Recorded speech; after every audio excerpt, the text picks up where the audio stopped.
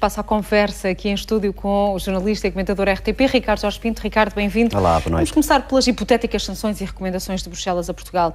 Diz-nos o público que Costa, o primeiro-ministro, afirma não ser necessário o plano B pedido por Bruxelas, reiterou isso ainda esta noite, mas as contas da própria Comissão Europeia apontam para a necessidade de 750 milhões de euros de consolidação adicional para atingirmos o déficit de 2,3%. Este valor será alcançável através das reformas que o Governo apresentou a Bruxelas?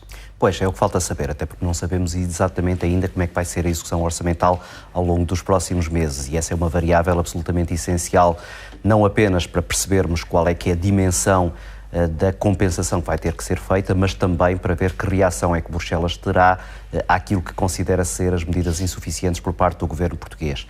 O que também entendemos nisto tudo é que há muito pouca segurança de todos os lados. É verdade que há pouca segurança do lado do governo, que de mês para mês parece ficar com um espaço mais reduzido para continuar a defender este argumento que a Costa agora repete de que não há necessidade de um plano B, mas também é verdade que parecem poucos seguros aqueles que do lado de Bruxelas fazem contas em relação àquilo que são as contas públicas de Portugal. Apontavam para um déficit em termos de estimativa bem superior àquele que agora é estimado de 2,7%. Isso mostra como há aqui ainda muita poeira no ar, que é preciso deixar pousar até percebermos exatamente qual é o terreno em que iremos pousar. Isso explica também porque é que a oposição, em particular a oposição de direita, obviamente, está também um pouco à cautela, à espera de ver que posição tem sobre esta matéria. É verdade que com Pedro Passos Coelho já a chamar a atenção para factos que ele próprio tinha assinalado, mas ainda assim não com a veemência que seria esperado, tendo em conta aquilo que são as dificuldades que aparentemente Bruxelas promete para julho. António Costa dizia esta noite que a estratégia do Governo vai garantir o déficit mais baixo dos últimos 42 anos. Isto não será excesso de otimismo? Pode não ser. Se realmente se vier a cumprir aquilo que estava estabelecido, é sem dúvida o déficit mais baixo. Como também o déficit do ano passado já era um déficit historicamente muito baixo. Isto é, há aqui, na verdade, um rumo de consolidação das contas públicas que tem que ser assinalado. E, de resto, Marcelo Rebelo de Sousa já o tinha dito a propósito daquilo que era a injustiça das sanções de Bruxelas, caso elas viessem a acontecer. Isto é, Portugal tem demonstrado, embora com falhas e erros relativamente àquilo que estava estimado, uma persistência muito grande naquilo que é a contenção dos gastos e também até o aumento das receitas.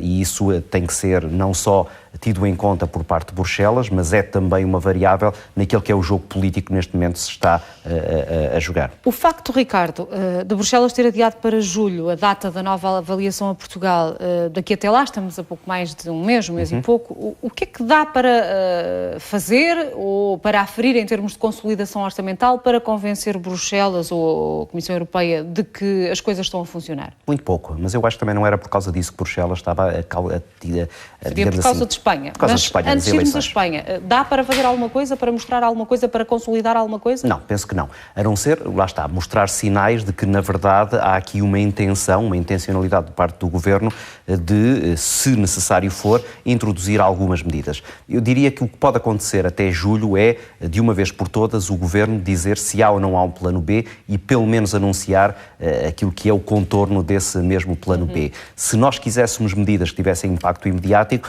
eu só vejo uma, que era o aumento do IVA. Ora, António Costa tem rejeitado liminarmente essa medida e, portanto, não estou a ver nenhuma outra que a curto prazo pudesse ter efeito. E comprando então a ideia de que este adiar da avaliação tenha a ver com o pós-eleições em Espanha, poderá isto significar que Bruxelas não é tão independente das conjunturas políticas e não será tão rigorosa quanto suporíamos? Claro que não, e nunca foi, e não era agora que o iria ser. Até por maioria de razão, estas eleições em Espanha são particularmente importantes e, por arrasto, a situação de Portugal neste momento, uma tomada de posição um pouco mais dura, iria à revelia de tudo aquilo que têm sido as pressões, quer à direita, quer à esquerda. E aqui é preciso recordar que Pedro Passos Coelho e a Maria Luísa Albuquerque já tinham também feito sentir, junto dos responsáveis europeus, de que seria extremamente injusta qualquer sanção. Mas ainda assim eu assinalava aqui um aspecto que me parece importante do ponto de vista político. É que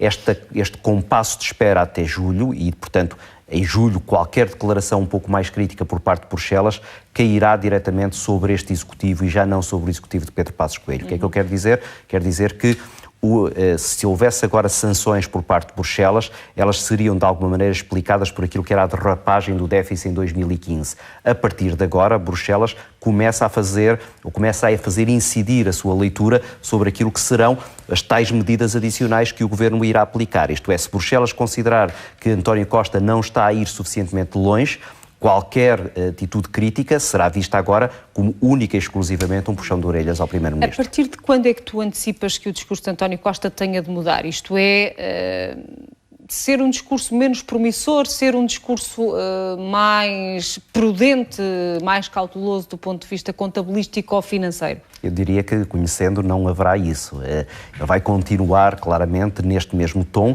que é de resto o tom de que ele precisa para poder suster aquilo que poderia ser um avanço de críticas à esquerda. E é preciso ver que António Costa não está apenas a negociar com Bruxelas, está também diariamente a negociar com bloquistas e comunistas. E desse ponto de vista ele não pode abandonar aquele que é o tom de esperança relativamente à possibilidade de não haver nenhuma medida dura adicional relativamente àquelas que já foram apresentadas e que não estaria, pelo menos aparentemente, inscrita no acordo que ele tem com esses partidos. Vamos admitir que em julho há sanções e que em julho percebe-se que efetivamente são precisas as tais medidas adicionais, o tal plano B. Não cai em descrédito o próprio Primeiro-Ministro e até de alguma forma o Presidente da República, que ainda esta quarta-feira também disse não há razões para alarmismos. Nesse cenário dramático que tu estás a colocar, claramente que sim. Agora, não me acredito que Bruxelas queira retirar espaço para que António Costa mantenha a face. E, portanto, eu diria que haverá aqui, até lá, entretanto, e não apenas, espaço de manobra para a diplomacia governamental acontecer e impedir que haja esse corte drástico que, como tu dizes muito bem, aí não permitiria a António Costa manter o mesmo tom que tem tido até agora e provavelmente implicaria que os partidos à esquerda tivessem também uma atitude bem mais dura e aí estaríamos perante uma situação de iminência de crise política. Ora, isso é a última coisa que Bruxelas neste momento quer ouvir. Quero ouvir.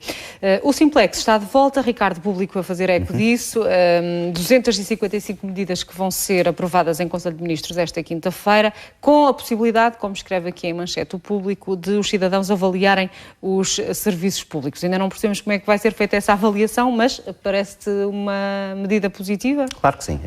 Aliás, e extremamente eficaz do ponto de vista político. Se olhares para as primeiras páginas dos jornais, e fizeste-o e muito bem, percebes que essa é a notícia transversal a praticamente todas as páginas de todos os jornais. Isto demonstra como é eficaz este género de medidas e, sobretudo, esta estratégia política, que de resto já não é nova, nem perto nem de longe deste Executivo. Já vinha desde o tempo de José Sócrates, foi continuada por Pedro Passos Coelho, mantém-se agora com António Costa. É de uma enorme eficácia em dois planos. O primeiro é que, na verdade, isto tem efeito sobre a vida das pessoas. Por exemplo, e é o Diário de Notícias que chama a atenção para isso, os trabalhadores por conta de outrem deixam de entregar o IRS, passa a ser automático. Esta é daquelas coisas que qualquer pessoa que trabalhasse por conta de outrem se perguntava: para que é que eu tenho que preencher aquilo se o Estado sabe exatamente quanto é que eu ganhei e quanto é que eu descontei, quanto é que eu retive na fonte? Para que é que me ainda obrigam a este esforço adicional? Ora, finalmente, esta medida está e vai ter um impacto, deixa pelo menos as pessoas a pensar: olha, alguém finalmente resolveu esta questão. Depois, num outro patamar muito importante, permite contrabalançar aquilo que é quase que uma obsessão que, do ponto de vista da comunicação política, tem existido acerca das contas públicas, dos déficits, das dívidas. Isto mostra como, aos olhos das pessoas, o Governo continua a governar e está a ter medidas. E o Simplex não acontece apenas na área da saúde, ou da educação, ou da justiça, acontece em todas essas áreas. Isso permite aos ministros terem alguma visibilidade e uma visibilidade positiva. Aquilo que Pedro Passos Coelho claramente deixou de lado durante os 4 anos da sua governação e, quanto a mim, acabou por pagar um um preço político por causa disso. Até hoje foram colocadas em prática 1.200 medidas de simplificação da administração pública. Fazes uma avaliação globalmente positiva e abrangedora dessa aplicação das medidas ou haverá alguma área em que as coisas podiam mudar ainda mais? Eu acho que todas podem mudar ainda bastante mais e isso é um sinal preocupante, é sinal de que, na verdade, as coisas estavam mesmo muito mal. Isto é, para chegarmos a este número, e é evidente que algumas dessas medidas são medidas muito pequeninas, mas mesmo assim são centenas, são milhares que ao longo dos últimos 10 anos têm vindo a ser aplicadas e que ainda assim, de ano para ano, parecem ser insuficientes. Isto mostra que havia muito trabalho para ser feito, mostra que há trabalho a ser feito, mas que ainda falta algum por fazer. Não perguntes em que área é que isto poderá ainda ter maior eficácia, não conheço isso a este grau de pormenor, mas claramente todos percebemos que ainda há muito espaço para melhorias desse ponto de vista. O que me preocupa a mim, enquanto cidadão, é continuar a ver algumas das áreas onde este género de medidas poderia ser aplicada, que continua a ficar de fora. Estava-me a lembrar, por exemplo, da questão dos manuais escolares. Os manuais escolares têm sido criticados praticamente por toda a gente, por serem excessivamente caros, por estarem desatualizados, por pesarem muito nas costas das mochilas das crianças e ninguém até agora ainda resolveu esse problema. Este género de medidas ainda estão por aplicar e no dia em que houver coragem política para o fazer, certamente que terão a mesma eficácia que estas que estamos aqui a falar. Olhamos aqui para o público. O Banco de Portugal vai impor regras mais apertadas para prevenir o endividamento insustentável dos clientes dos bancos. Percebendo nós, Ricardo, a importância e a necessidade deste tipo de medidas, não poderá isto depois funcionar também como um entrave ao consumo e, consequentemente, um entrave ao crescimento económico de que tanto precisamos? Claro que sim. Eu não sei que simpatia que os bancos terão perante medidas como estas, porque estas são medidas que, se forem aplicadas na dimensão em que aparentemente o querem ser, criarão claramente entraves àquilo que é, por exemplo, a possibilidade de alguém, quando vai efetuar uma compra qualquer, poder dispor de alguma maleabilidade que os bancos lhe davam até agora. Do ponto de vista meramente racional, eu diria que há aqui duas perspectivas. Há a perspectiva protecionista, relativamente às pessoas que muitas vezes se endividam sem saberem exatamente o que é que estão a fazer, e há depois uma medida que me parece excessivamente protecionista para quem quer tomar decisões avisadas, sensatas, mas ao mesmo tempo também perfeitamente equilibradas. Isto é, alguém que saiba exatamente o que é que está a fazer e em que nível é que se está a endividar, a encontrar agora obstáculos para efetuar um determinado consumo, isso parece-me que prejudica o próprio, desde logo, e se calhar também a economia de uma maneira geral, tendo em conta que, isso já se percebeu,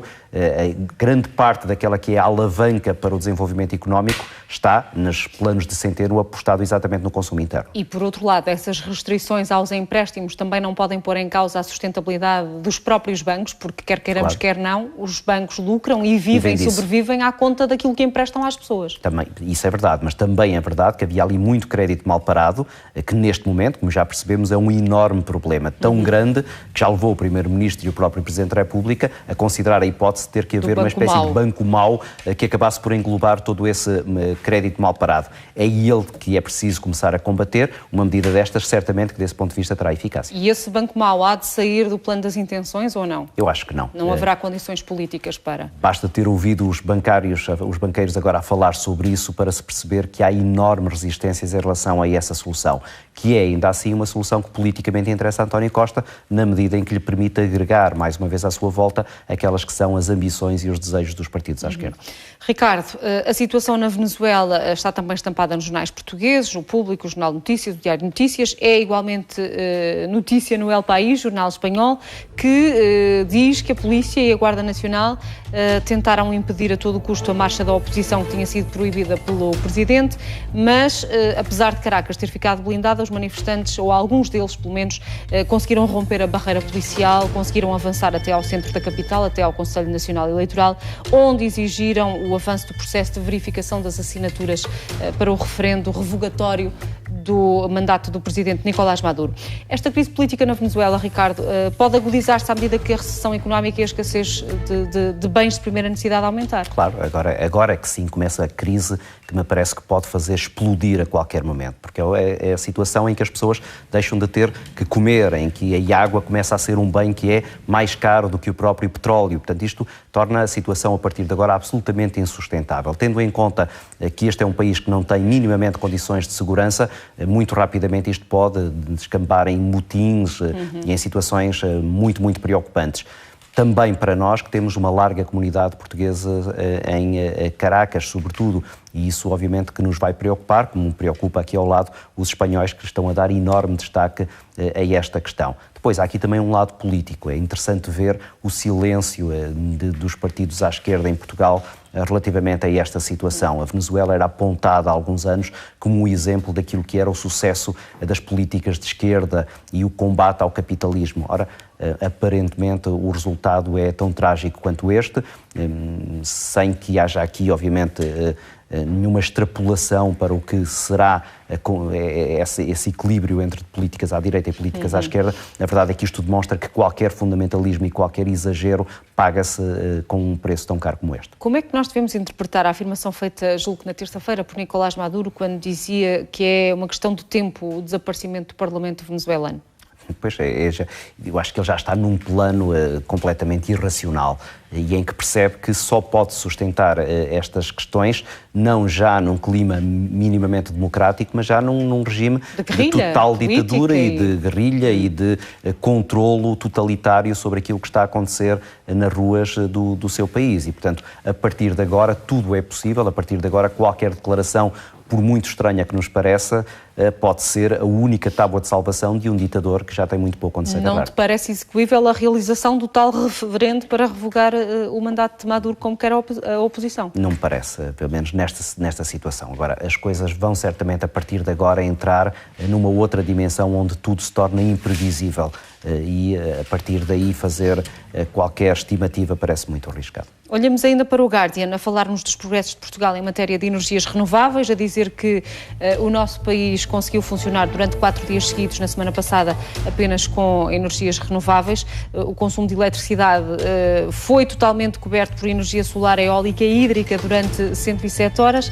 E se nós temos esta capacidade, Ricardo, porquê é que continuamos a pagar tanto pela eletricidade? E porquê é que é tão caro para um consumidor familiar adaptar, ou para um consumidor empresarial, enfim, adaptar a sua casa ou a sua estrutura às energias renováveis? Como eu gostava de ter uma resposta para essa pergunta, não me conseguiram ainda até agora explicar esse contrassenso. Porque é que nós temos uma energia ainda tão cara, comparativamente com outros países que aparentemente não têm esta capacidade de resposta, e porque é que o Estado, enquanto elemento regulador de tudo isto, não tem também aqui uma palavra a dizer.